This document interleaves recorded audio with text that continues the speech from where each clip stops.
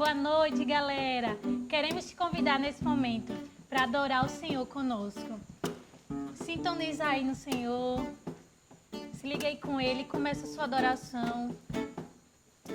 Dê o seu melhor, dê o seu tudo nesse momento. Tua voz me chama sobre as águas, onde os meus pés podem falhar. E ali te encontro no mistério, em meio ao mar, confiarei. E por teu nome clamarei. Além das ondas olharei. Se o mar crescer, somente em ti confiarei, pois eu sou teu e tu és meu.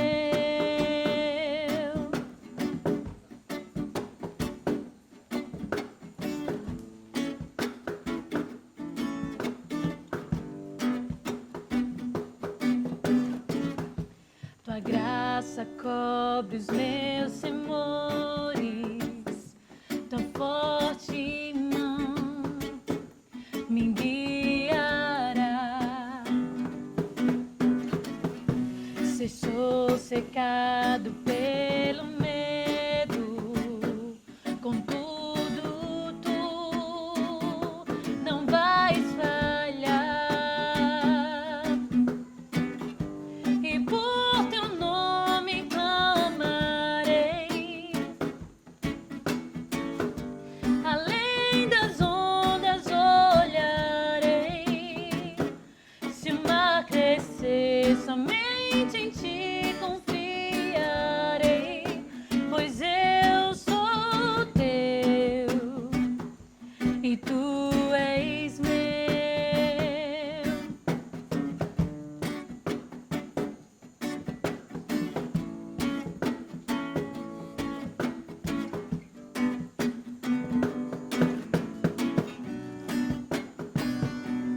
Aleluia.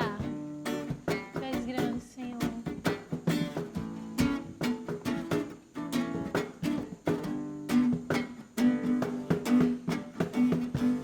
Guia-me para que em tudo te confie. Sobre as águas eu caminho, por onde quer que chames. Leva-me mais fundo do que já estive, e minha fé será mais firme, Senhor, em tua presença. Guia-me para que em tudo em ti confie. Sobre as águas eu caminho, por onde quer que chames. Leva-me mais fundo do que já estive, e minha fé será mais firme, Senhor, em tua presença. Louve. Guia-me para que em tudo em ti confie.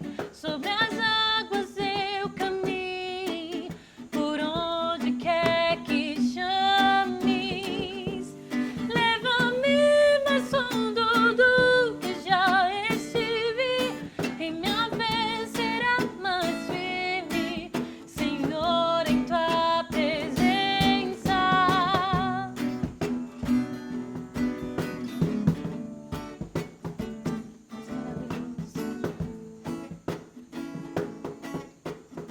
Declare por teu nome. E por teu nome clamarei. Além das ondas olharei. Se o mar crescer, somente em ti confiarei, pois eu sou teu e tu és meu.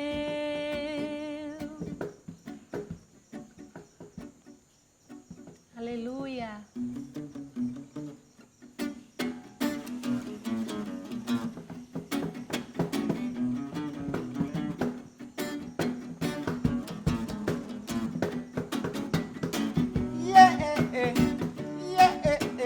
Oh yeah, Oh, oh yeah.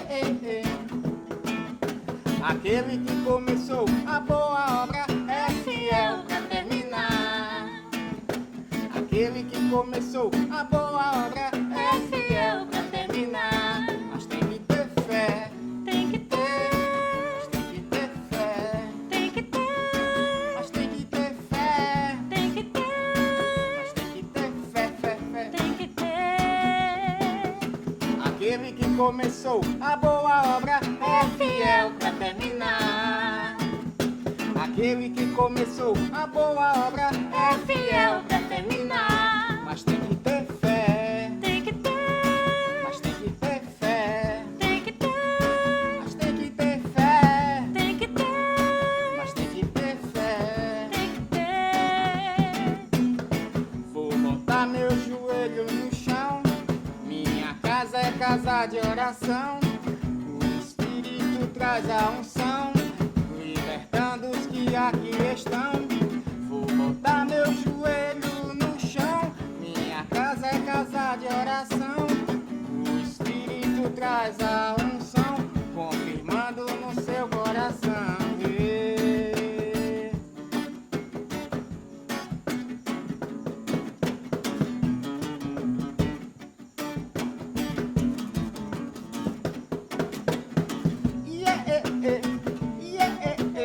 Oh yeah,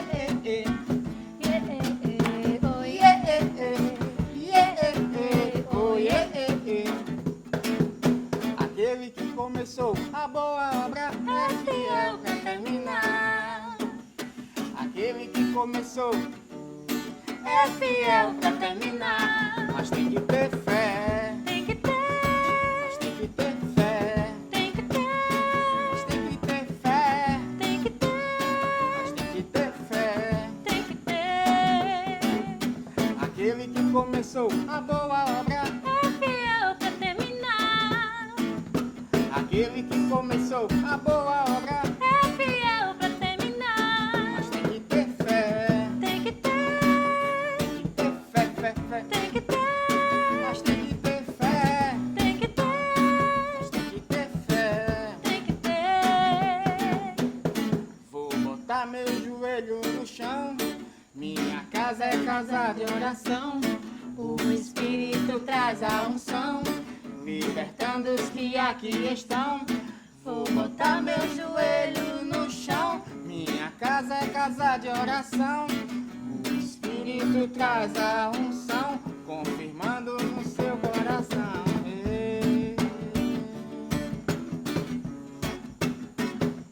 E andará cheio, cheio da glória, cheio da unção de Deus. E andará cheio, cheio da glória, glória, glória, cheio da unção de Deus, cheio da unção de Deus. Yeah, yeah, oh yeah,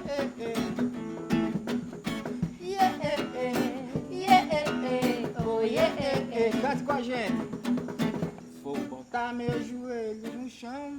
Minha casa é casa de oração.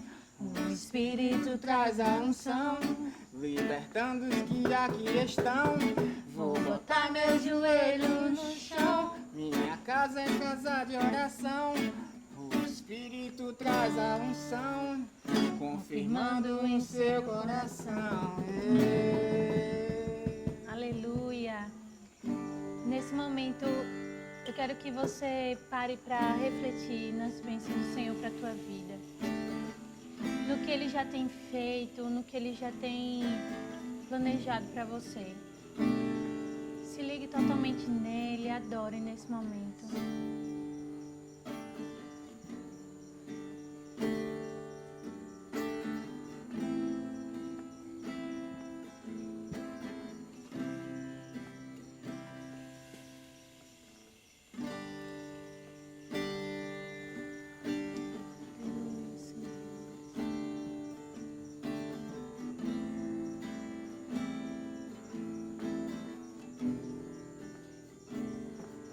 achego a ti com temor. Eu sei que não mereço estar aqui, mas só uma coisa me satisfaz. Declare. Só uma coisa me satisfaz.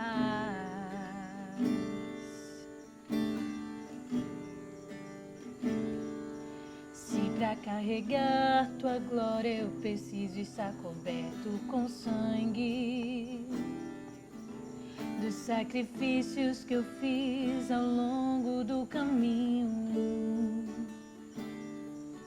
se há um preço a ser pago pra ter a tua glória, só uma coisa me satisfaz.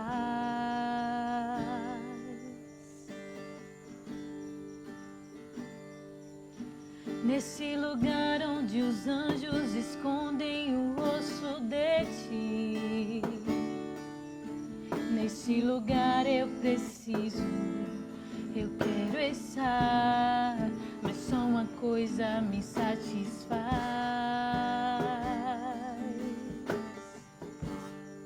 Só uma coisa me satisfaz.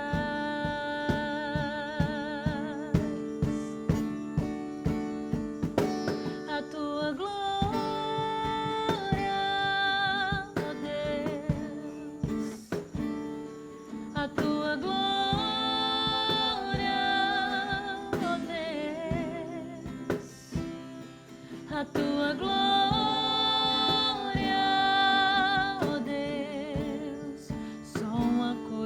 Me satisfaz.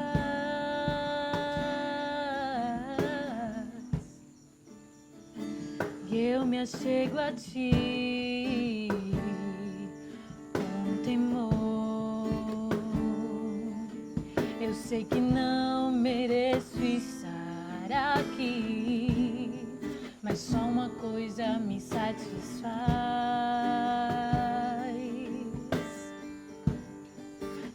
Uma coisa me satisfaz.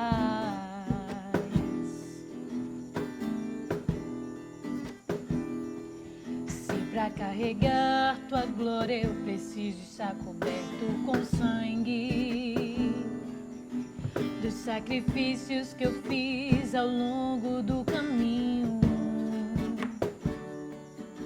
se há um preço a ser pago pra ter a tua glória, só uma coisa me satisfaz.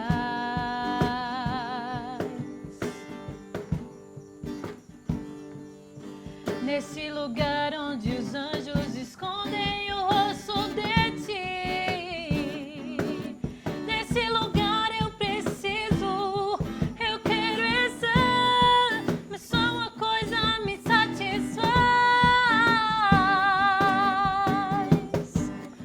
Só uma coisa me satisfaz.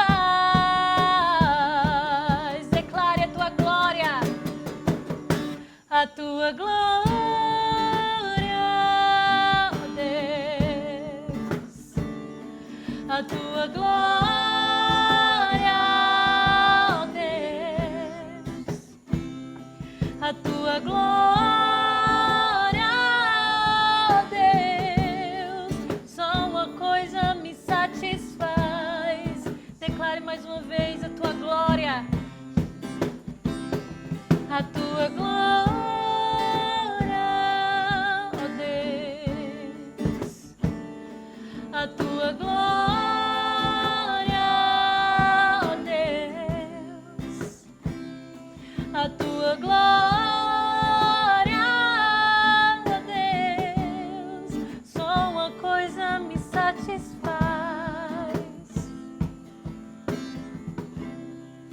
Eu te dou os meus ombros pra carregar a tua glória, por onde eu passar, manifestar a tua glória, Deus. Eu te dou os meus ombros pra carregar a tua glória, por onde eu passar, manifestar a tua glória, Deus.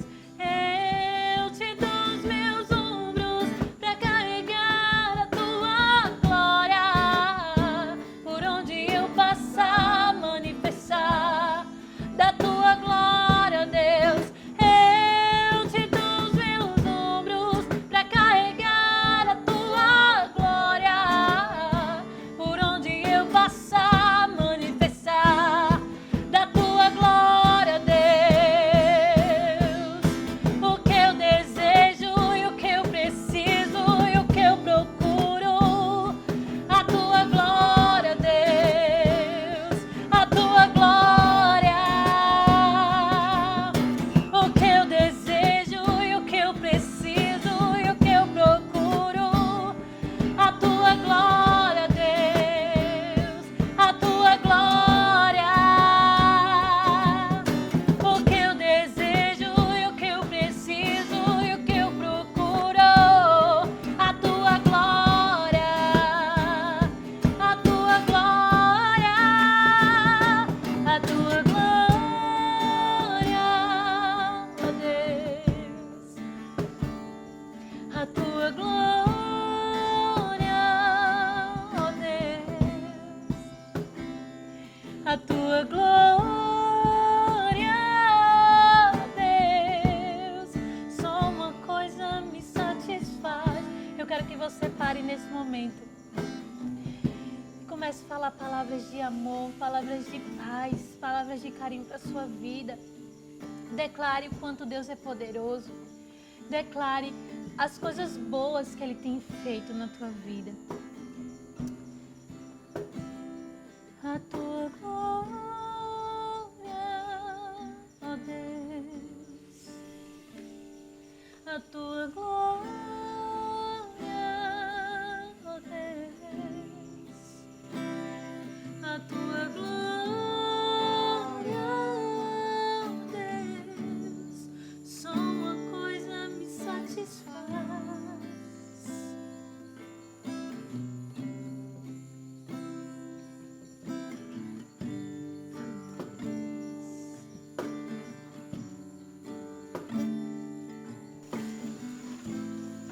Boa noite. Estou muito feliz de estar esta noite com vocês, podendo compartilhar um pouco do que Deus colocou no meu coração para essa noite. Vamos falar um pouquinho sobre crescendo em meio às adversidades. E eu já quero que vocês abram suas Bíblias em Gênesis capítulo 41, versículo 38. E a palavra diz assim: Por isso o faraó lhes perguntou: será que vamos achar alguém como este homem, em quem está o Espírito Divino? Disse, pois, o faraó a José: uma vez que Deus lhe revelou todas essas coisas, não há ninguém tão criterioso e sábio como você. Você terá o comando do meu palácio e todo o meu povo se sujeitará às suas ordens. Somente em relação ao trono serei maior que você. Feche seus olhos, vamos orar. Senhor Deus, na tua presença, Pai, eu quero te agradecer por essa noite, Deus, por essa palavra que é vida para nós. Deus, eu te peço que assim como o Senhor marcou a minha vida com essa história, Senhor, assim como o Senhor falou de maneira específica, Senhor, em nome de Jesus, que assim seja na vida de cada um que está assistindo essa noite, meu Pai. Em nome de Jesus, que o Senhor possa crescer, que eu venha diminuir, Senhor. Em nome de Jesus, perdoa, Senhor, a minha limitação espiritual, a minha limitação intelectual, Senhor, mas que o Senhor glorifique o teu nome essa noite. Em nome de Jesus. Amém. A gente pega esse versículo, se você olha logo esse versículo, né? Onde você vê um desfecho de honra, um desfecho de vitória, um desfecho de autoridade, onde Deus pega José e coloca ele como um dos homens mais poderosos da época. Você não consegue imaginar que literalmente ele saiu do fundo do poço. Como esse homem conseguiu crescer tanto, de maneira tão exponencial, em meio a tanta adversidade? Porque foram longos anos de adversidade. Por isso que nós vamos meditar na vida desse grande homem de Deus. E se você for nos capítulos mais atrás de Gênesis, você vai poder ver a história completa de José, que a gente vai discorrer essa noite. E a Bíblia fala que José foi o filho da velhice de Jacó. Jacó tinha cerca de 91 anos quando teve José. E a Bíblia diz que José era o filho preferido de Jacó. Inclusive, José deu uma túnica colorida para José. E essa túnica cheia de cores, sem costura, era um sinal de posição, um sinal de honra. Só era usado por reis, sacerdotes, herdeiros, né? Então, isso daí eu estou falando para que você entenda que, de fato, José era um filho privilegiado, era um filho mimado, era um filho preferido.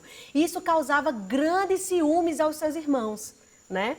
E a coisa piorou quando Deus deu a José 2 sonhos. No primeiro sonho, José estava junto com seus irmãos, seu pai, amarrando o feixe de trigo, quando de repente o feixe de trigo de José se põe de pé, o resto cerca o feixe dele e se curva. O outro sonho está o sol, a lua, as 11 estrelas e de repente se curva novamente. E ali, depois daquele sonho, aconteceu toda a história de José que a gente vai falar durante essa noite, mas eu quero dizer que quando eu li essa história pela primeira vez e vi que o sonho, e ele contar esse sonho aos seus irmãos, foi um gatilho para todas as adversidades e as desgraças que aconteceram na vida de José, inicialmente eu não entendi. Meu Deus, por que o Senhor deu um sonho a José de maneira tão cedo? Ele era muito jovem. Mas depois, olhando a palavra de maneira mais minuciosa, eu pude entender a importância daquele sonho na vida de José. Na realidade, é o nosso primeiro ponto. Aquele sonho na vida de José imprimiu em José um senso de propósito. Ou seja, eu consigo imaginar, né, em momentos de dificuldade, quando ele se viu como escravo, em momentos de dificuldade, quando ele se viu na prisão, ele deve ter recorrido àquele sonho maravilhoso da parte de Deus, aquele desfecho, e ele deveria pensar e se agarrar naquilo e pensar, não importa o que eu esteja sofrendo hoje, eu sei o meu final, e não é um final de derrota.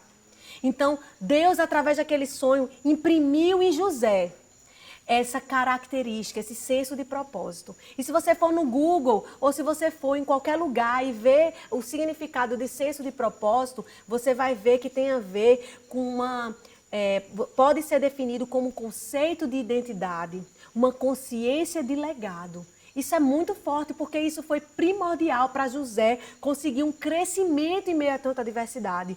Então, por isso que você precisa, nessa noite, estar arraigado, estar com DNA de filho.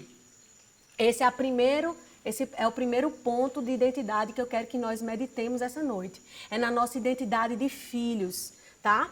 E quando eu estava preparando essa mensagem, quem é pai e mãe aqui sabe, né? Os nossos filhos têm esse poder de fazer com que a gente tenha uma consciência ínfima, né? Da dimensão do amor, da provisão de Deus, né? Porque se nós que somos limitados e falhos conseguimos amar de maneira tão intensa e avassaladora os nossos filhos, imagina Deus, que é um Deus santo e ilimitado, né? E meditando eu lembrei de uma história de Benjamim, né? Benjamim estava sendo disciplinado, tinha feito uma trela. E ali eu estava dizendo a ele que eu tinha ficado triste, que aquilo que ele tinha feito não era legal e bababá. E no final ele olhou para mim, sorriu e disse, mas eu sei que você me ama. Naquele momento eu quis sorrir, mas aquilo ficou marcado no meu coração, porque era uma forma dele dizer, não importa, né, o que eu fiz, né, não importa o que eu faço, não importa a circunstância, não importa a adversidade, o que importa é que eu tenho a certeza do seu amor por mim. Existe uma identidade de filho, um amor incalculável, imensurável. E eu digo isso, queridos, porque quando a gente está em meio à dificuldade, quando a gente está em meio à adversidade, quando a gente sai da nossa zona de conforto, é muito comum a gente começar a colocar em xeque o amor de Deus. É muito comum, inclusive, ver pessoas colocando a culpa no próprio Deus. Ou seja, é até irônico você culpar aquele que tem o poder de trazer a solução, aquele que tem o poder de trazer o seu caos, transformar o seu caos em ordem, né? Transformar as suas trevas em luz, né? Então é muito importante que você não ponha jamais em xeque o amor incondicional de Deus pela sua vida. Não ponha, porque o amor dele é avassalador e incondicional pela sua vida. E não são circunstâncias que vai fazer com que mude. O amor de Deus não há sombra de variação, não há sombra de variação. E eu digo isso porque se você não tem certeza do amor de Deus, você não vai confiar em Deus. E isso vai abalar a tua fé. Porque a fé ela tem a ver com confiança. Como é que você pode confiar num Deus que você não sabe se te ama? Não faça isso. Tenha impresso no seu coração sua identidade de filho. Além disso, o filho, além de saber que há um amor incondicional, o filho, ele sabe que há uma provisão, que o pai suprirá todas as suas necessidades. Não é verdade? Então, queridos, eu gosto de lembrar dos meus filhos também. Eu nunca vi Noah e Benjamin perguntar se eu ia ter dinheiro no final do mês para prover a comida deles, o almoço, o café, a janta. Inclusive nessa quarentena, como a nossa rotina ficou muito doida, teve dias da gente almoçar de 4 da tarde. Mas não foi pela demora que ele colocou em xeque a provisão. Ele não pensou, será que vai faltar? Será que meu pai não vai prover? Não. Ele estava em paz, sabendo que o pai é um pai de provisão. E eu gosto muito do versículo que está lá em Mateus, que o próprio Jesus diz aos seus discípulos: observem as árvores do céu, não semeiam, nem colhem, nem armazenam em celeiros. Contudo, o Pai, olha só, o Pai celestial as alimenta. Não tem vocês muito mais valor do que elas? Quem de vocês, por mais que se preocupe, pode acrescentar 1 hora que seja a sua vida? Por que vocês se preocupam com roupas? Vejam como crescem os lírios do campo. Eles não trabalham nem tecem. Contudo, eu lhes digo, nem Salomão, em todo o seu esplendor, vestiu-se como um deles. Porque o nosso Pai, ele é um Pai de um amor incondicional e de provisão. Seja inundado com essa consciência de filho. Além disso, sua identidade precisa estar arraigada na certeza que você é herdeiro. Gente, que coisa maravilhosa ser herdeiro. Quem nunca sonhou em ser herdeiro? Quem nunca sonhou em ganhar muito dinheiro de maneira, gratuita? É maravilhoso, sendo que é isso multiplicado por muitos e muitos, Isso numa esfera muito maior, porque a nossa herança é uma herança incorruptível. Não, a traça não pode comer, E o que é uma herança? É um pai que simplesmente trabalhou, renunciou, conquistou, morreu e deixou para o seu filho. Qualquer semelhança não é mera coincidência. Nós somos herdeiros de nada menos, nada mais do que o próprio Deus. E através da cruz, a Bíblia diz que o próprio Deus se esvaziou, veio a esta terra, andou em santidade. 2 Pedro 2,22 vai dizer que a boca dele, ele não cometeu pecado, nem da sua boca se achou engano. Então ele andou em obediência, em renúncia, em conquista e derramou cada gota de sangue, do precioso sangue, para nos dar uma herança incorruptível. E é interessante que quando a Bíblia fala de salvação, às vezes a gente tem um entendimento parcial, porque a gente acha que é só uma salvação espiritual. Mas no original é sozo, é uma abundância espiritual, uma abundância física e uma abundância na alma. É algo muito mais amplo. Então eu quero dizer que sua herança é muito mais do que você pode imaginar, cogitar, A palavra diz em Efésios que nós fomos abençoados com toda sorte de bênção celestial. Então não é pouca coisa. Eu acho que quando eu chegar no céu, mesmo eu tendo desesperadamente, na Bíblia e no meu dia a dia, tentado usufruir de tanta herança, eu acho que eu ainda tenho essa sensação que eu vou chegar no céu e o Pai vai dizer: filha, eu ainda tinha tanta coisa para usufruir. Porque a nossa herança é muito grande, ilimitada e preciosa. E você não pode viver com a postura de pessoa que não é herdeiro, porque você é. Você é riquíssimo em Deus. Então você não pode ter uma postura na adversidade de quem não sabe disso.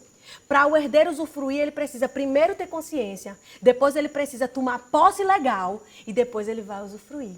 Então essa identidade de herdeiro precisa estar impressa no seu coração. E eu também não poderia sair daqui sem dizer uma identidade que Deus tem levantado, especificamente a sal e luz, que é uma identidade de santidade.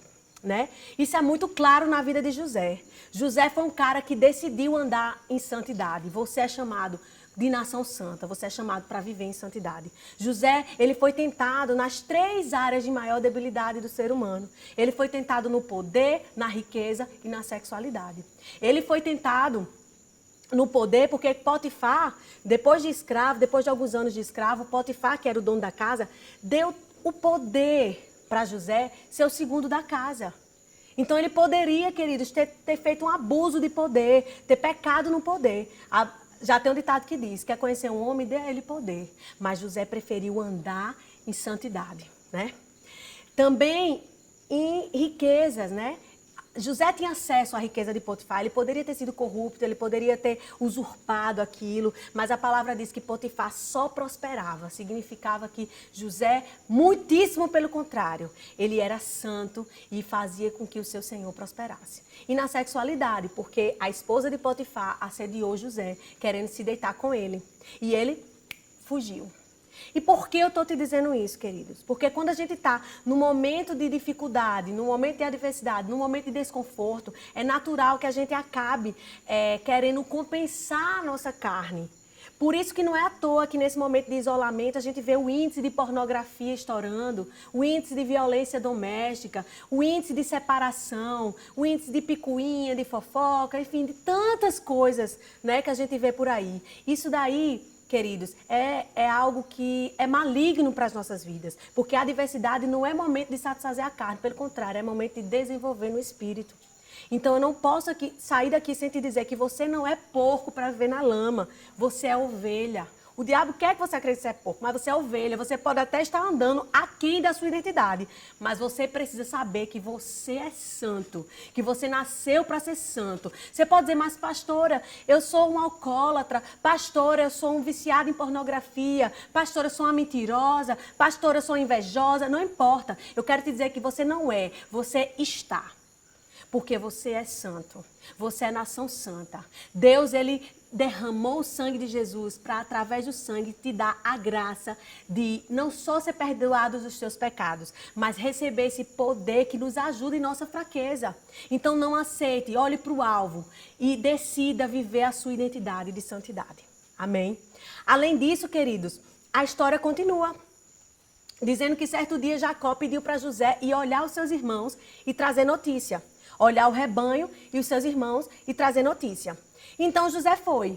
Quando os irmãos avistaram José, eles começaram a conspirar contra José, querendo matá-lo. E a palavra diz que Rúben se levantou e disse, não vamos matá-lo. Vamos apenas jogá-lo num poço. Então eles aceitaram, pegaram José, jogaram num poço. E aí veio uma caravana de ismaelita, tá? E aí eles decidiram que iriam vender José como escravo. E alguns estudiosos dizem que eles venderam José como escravo pelo preço de um escravo doente. Vejam isso, gente. Olha o valor que José tinha para os irmãos. A humilhação de ser vendido pelo preço de um escravo doente. E aí nós chegamos no segundo ponto. José, ele não reagiu de maneira natural. Então, eu e você, nós somos chamados a não reagir de maneira natural. José, ele poderia ter reagido com tristeza profunda. Porque imagina aí, se tem uma pessoa que desfrutou do gosto de uma decepção, uma frustração, foi José. Imagine que José tinha recebido 2 grandes sonhos da parte de Deus.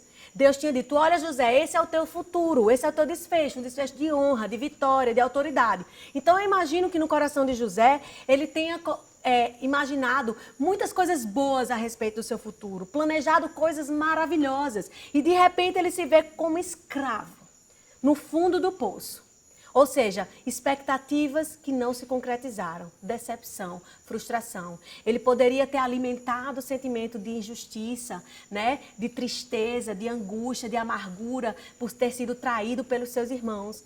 E ele poderia ter ficado naquele mar do vitimismo, mas eu quero te dizer, isso daí não vai mudar a sua vida. Sai desse lugar de vitimismo, sai desse lugar. Deus te chama para tu reagir de maneira sobrenatural. Porque se tu ficar meditando, meditar não é nada místico de nada. Meditar é pensar continuamente em algo. Então, se você meditar na desgraça, meditar no sofrimento, meditar na angústia, meditar nas desgraças, você só vai conseguir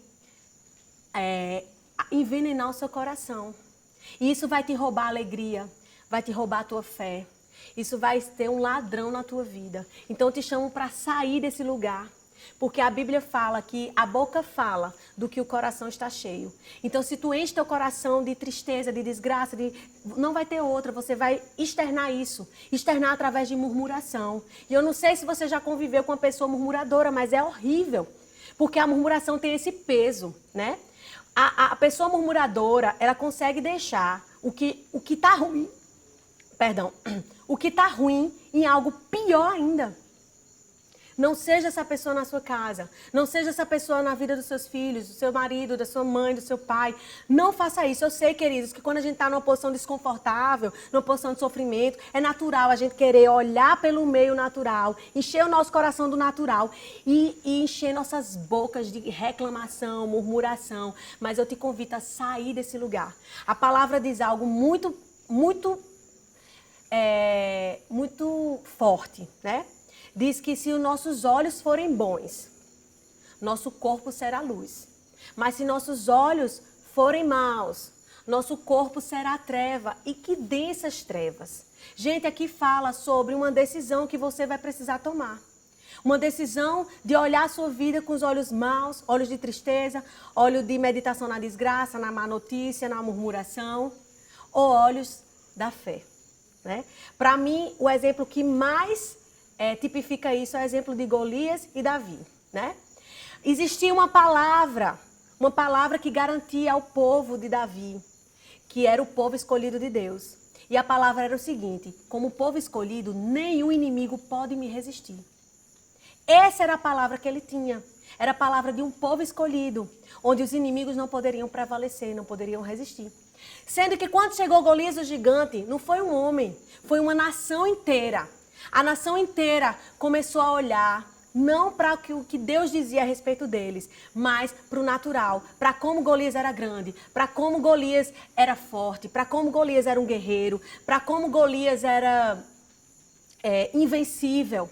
E esse lugar começou a trazer paralisação, retrocesso, medo no povo de Deus, porque os olhos deles estavam errados, eles tinham olhos maus. E chegou Davi, o improvável. Ele não tinha nenhuma grande característica por fora, mas ele tinha algo que fez toda a diferença. Ele escolheu ter olhos bons e escolheu crer na palavra. O que a palavra dizia ao seu respeito. E munido desse coração e desses olhos, ele chegou na frente de Golias. E eu imagino, isso é conjectura, que quando Davi chegou perto de Golias, ele nem prestou atenção no tamanho de Golias, na força de Golias. Ele só olhou para a testa e deve ter pensado: essa testa eu não erro nem a pau. Porque esse é o olho da fé. É esse lugar que Deus te chama hoje, essa noite. Sai desse lugar de reagir de maneira natural. Outra maneira que José poderia ter reagido de maneira natural era com medo. Gente, se você está numa posição onde você não tem controle da situação, ou numa posição onde você não sabe o seu futuro, o medo é uma reação muito natural, né? Imagine que José era um filho predileto, era o filho do papai e de repente estava como escravo, sem nome, sem vontade e literalmente à mercê do seu senhor. Então, seria natural ele ter medo. Mas sabe de uma coisa? José, ele não teve medo, porque ele sabia que existia um Deus ilimitado com ele. O medo é literalmente o inverso da fé. Né? O que é o medo? O medo é você olhar a sua péssima situação e ter uma expectativa do seu futuro pior ainda. Enquanto que a fé é justamente o inverso. É você olhar a boa notícia da palavra e você ter excelentes expectativas ao seu futuro. A palavra de Deus diz: bem sei os pensamentos que tenho a vosso respeito. Não são pensamentos de mal, mas sim de paz. Eu sei que os meus caminhos são maiores que os teus caminhos, né? Meus sonhos são maiores que os teus sonhos. Então isso é fé, queridos, é saber o que a palavra e a boa notícia da palavra, e por isso, porque a palavra diz isso, eu tenho ótimas expectativas ao meu futuro. O medo é o inverso disso.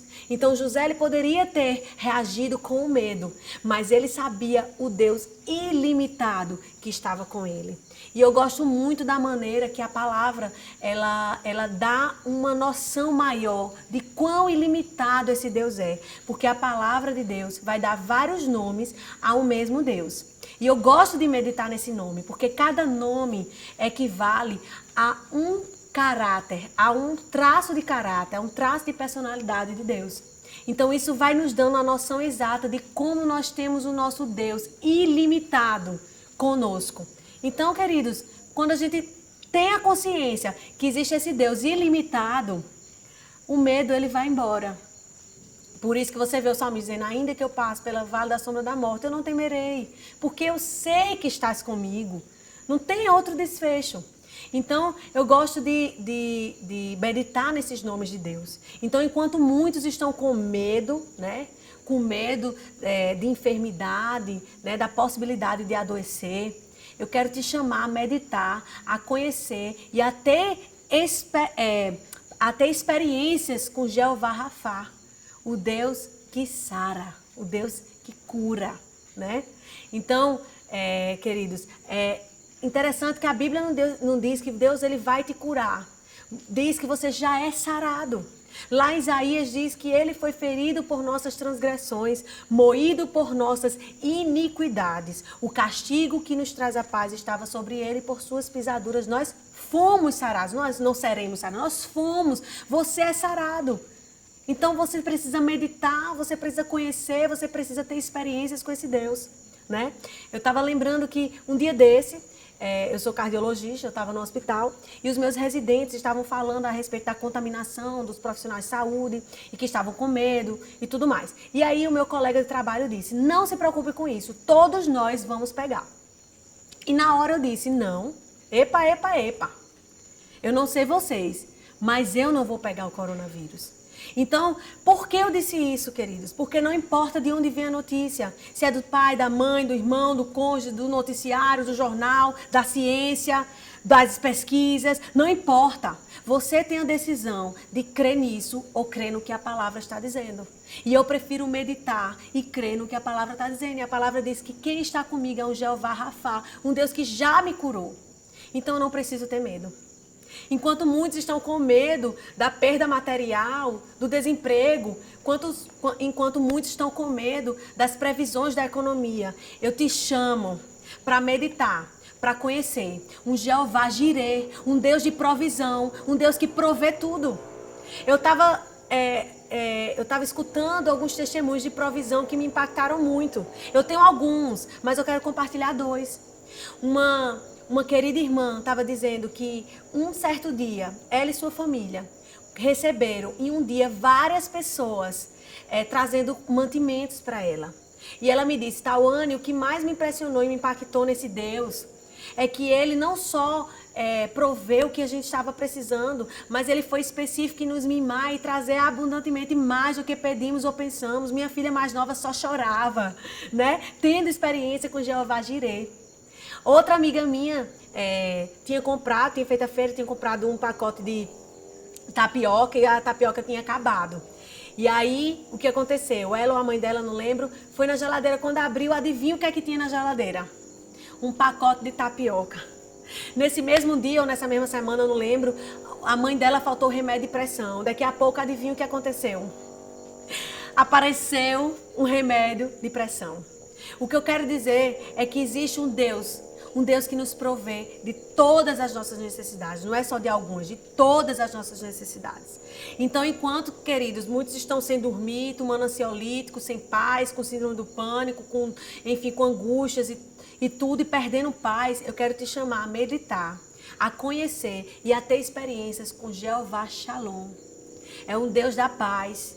E Deus, ele não nos dá a paz que o mundo dá. O próprio Jesus disse, eu não dou a vocês a paz que o mundo dá. Porque o mundo dá uma paz fake. Uma paz que depende de circunstâncias. Então, se tudo tá bom, se o vento está comigo, tá tudo ok. Mas quando chega a tempestade, quando chega a adversidade, aí cadê a paz? Ela some. Mas a paz do Jeová Shalom não é essa. É uma paz que excede a todo entendimento. E eu quero que você seja inundado, em nome de Jesus, com essa paz do Jeová Shalom. Enquanto muitos tem me falado, pastora, eu estou me sentindo muito sozinho, eu estou sentindo uma solidão muito grande nessa época de isolamento social. Então, eu tenho convidado as pessoas, né? Eu convido as pessoas para meditar, para conhecer e para ter experiências com Deus Emanuel, um Deus conosco. Gente, Jesus ele foi na cruz e rasgou o véu de cima a baixo. A palavra diz que nós temos livre acesso ao trono da graça. Nós temos um Deus Emanuel, um Deus que ele poderia estar longe, mas ele preferiu estar perto. Eu não sei se eu ia querer estar perto de gente como eu, mas eu sei que Deus optou por isso, e Ele gosta, e Ele ama, e Ele quer estar perto de nós, porque é um Deus, Emanuel. E nesse tempo eu sinto Deus chamando, não a mim apenas, não a Sal e Luz, mas a igreja invisível de Deus, para esse lugar secreto, porque não é tempo de paralisarmos, é tempo de avançarmos. Então saia desse lugar de solidão e comece a gastar tempo com o seu Pai, com o seu Deus, com o Deus Emanuel. Muita gente me dizia, Tauana, eu não tenho tempo para ter o tempo a sós. E com essa quarentena começou a ver que não era uma questão de tempo, era uma questão de prioridade. Então eu chamo você para esse lugar de intimidade com o Deus Emanuel, o Deus contigo. E eu quero encerrar dando uma palavra que Deus me deu no final do ano passado, que está lá em Isaías, tá? Isaías, capítulo 43, versículo 19. A palavra diz assim: vejam, estou fazendo coisa nova. Ela já está surgindo. Vocês não percebem? Até no deserto vou abrir um caminho e riachos no ermo. Então, eu sinto, queridos, que esse tempo é um tempo que Deus está trazendo coisa nova para a sua igreja. Eu sinto que não é tempo da igreja parar ou retroceder. É um tempo de alinhamento. Deus, Ele vai fazer com que a igreja avance não só em número, mas também em identidade. E é importante que, como igreja, nós estejamos conectados com os tempos de Deus e as estações. Não adianta eu estar de biquíni no inverno ou de casaco no verão. Não adianta eu estar no inverno pensando, ai, como o verão é bom. Não, nós precisamos desfrutar do que aquela estação tem para nos oferecer. E o deserto, eu posso dizer com toda sinceridade para você, ele tem algo muito duro, mas muito bom. Algo que dói, mas depois a gente agradece, que é o crescimento. Paulo vai dizer, você não vai ver Paulo dizendo que a alegria produz. Não, Paulo vai dizer sempre o quê? O sofrimento produz, a tribulação produz. O deserto ele produz, porque o deserto é esse lugar onde a gente tem um terreno fértil para o crescimento. Esse é o lugar de Deus. E Deus está me dizendo algo aqui nesse versículo, está dizendo algo para você, que está fazendo coisas novas. Porque não é tempo, e se a igreja não estiver conectado nesse tempo de deserto, esse tempo de crescimento, a igreja vai paralisar e vai retroceder. Mas não é tempo disso. É tempo da gente aceitar o deserto, a gente aproveitar ele para crescer, romper e chegar a lugares que nunca imaginávamos chegar. Entende?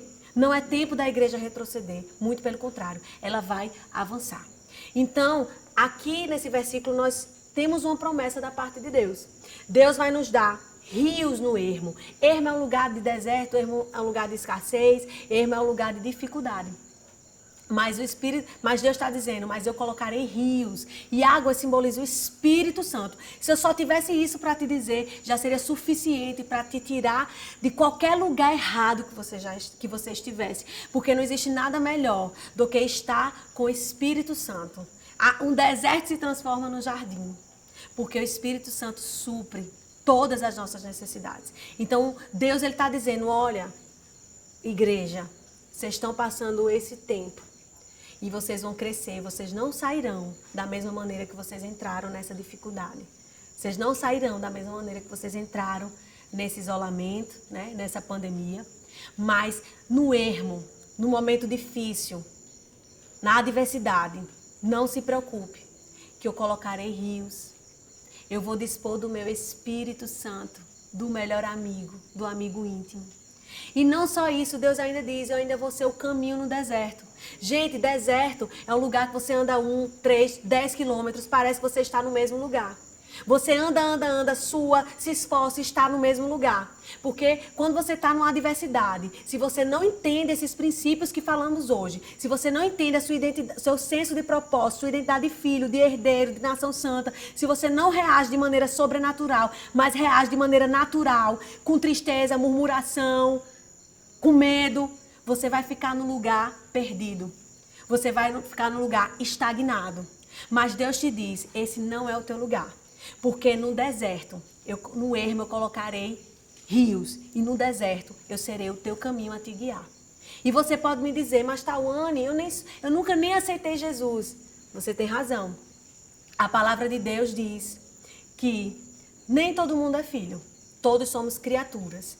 Nós só temos o poder de sermos chamados filhos de Deus quando nós aceitamos Jesus, com o coração cremos, com a boca confessamos que Ele é o nosso Senhor. Então, se você ainda não fez isso, se você ainda não entregou sua vida a Jesus, eu quero te chamar para entregar a tua vida a Jesus, sabendo que não existe nada melhor. Essa é a principal decisão da tua vida. Passar um momento de adversidade, um momento de dificuldade, sem a filiação, não é algo fácil. É algo muito difícil. Eu te convido para receber todos esses benefícios que nós vimos essa noite. Eu te convido para receber algo que é incalculável, que é a salvação. Mas, Tawane, eu não fiz nada. Não depende de você. A salvação é gratuita. Eu gosto de dizer, eu ouvi isso de alguém, não lembro quem, mas nesse negócio de salvação nós só entramos com pecado, porque Ele já pagou todo o preço. Então, se você quer aceitar a sua vida, se você quer entregar a sua vida para Jesus, eu te convido para fazer essa oração comigo e para ir no direct da Sal e Luz Sede e dizer que aceitou Jesus, que eu ou algum pastor da igreja, nós iremos conversar com você, te encaminhar para alguma célula e cuidar de você. Porque você é amado, você é precioso. Deus te ama. Deus te fez escutar essa mensagem, porque Ele te quer e te envolve nos seus laços de amor. Então feche seus olhos e declare comigo. Senhor Deus, eu aceito o Senhor como meu único e suficiente Senhor e Salvador. Eu creio, Senhor, que o Senhor é Filho de Deus, que se esvaziou, veio à terra, se humilhou e teve uma morte de cruz. E me deu agora, com teu sangue, o Senhor me deu salvação, sozo, salvação de corpo, de alma e de espírito. Eu entrego a minha vida ao Senhor. Escreve o meu nome no teu livro da vida. Em nome de Jesus. Amém. Fico muito feliz. E eu espero que você seja abençoado e inundado por essa palavra. Amém. Chegamos a um momento muito especial desse culto, que é a hora de nós honrarmos a Deus com os nossos dízimos e as nossas ofertas. Eu quero lembrar a você que esse é um grande privilégio de todo cristão. A palavra nos ensina desde a antiga até a nova aliança que nós devemos ser cooperadores de Deus. E isso nós devemos fazer sendo fiéis através dos dízimos e generosos nas ofertas. Aí na tela você tem a conta da nossa igreja e hoje nós temos uma novidade, que é o aplicativo da Sal e Luz. Você pode baixar esse aplicativo e lá há uma seção que é para doação. Então, de forma prática, seja através do QR Code, seja através do aplicativo ou entrando no nosso site saliluz.org, você pode ter acesso à nossa conta e fazer a sua parte, ser também um colaborador, um mantenedor dessa obra que tem abençoado tantas vidas. E eu faço esse apelo a você. Não esqueça que nesse momento que tem sido de dificuldade para todo mundo, é muito importante que venhamos a dar as mãos para que a igreja não só honre todos os seus compromissos, mas que continue avançando e abençoando vidas ao redor da terra. Que o Senhor te abençoe, que o Senhor abençoe a sua casa, que a prosperidade de Deus alcance o seu lar. Um grande abraço, gente.